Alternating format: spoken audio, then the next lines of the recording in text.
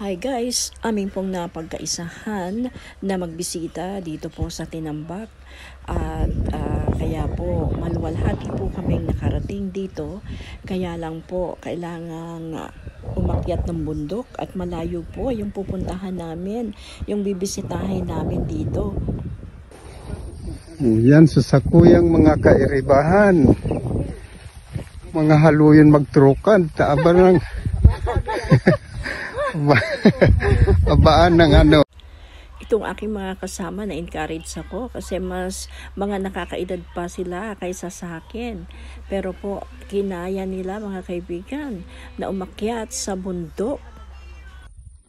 So, kapitbahay lang pala ng Kanyugan. Yun. Nasa pababa na po kami ng bundok. Sabi ni Brad Miguel, si Ruben na daayan. So, kapitbahay lang pala ng Kanyugan. Pababa na kami. Naga. Yun. Sa Ambab bundok kami galing. Ilang bundok na dinaanan namin. Pababa na. Thank you, Jesus. Grabe. What a challenge for me po. Dahil first time ko na naman ulit. Kasi kanina alas 12 ng tanghali kami umakyat. Kaya medyo nahirapan po ako sa init. Walang kahoy dito sa isang bundok. Pero pababa po ay marami ng kahoy. Pero I praise God for the victory na makaakyat po sa bundok.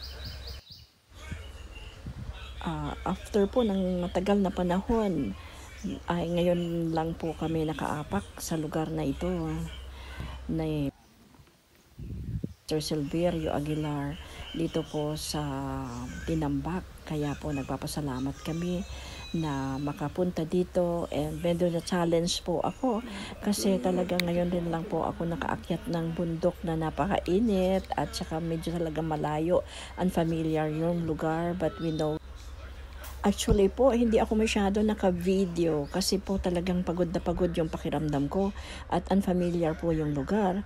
Pero po, isa lang masasabi ko, I thank God na nagbibigay ng lakas, protection, preservation, at pag-iingat po, provisions sa ating lahat.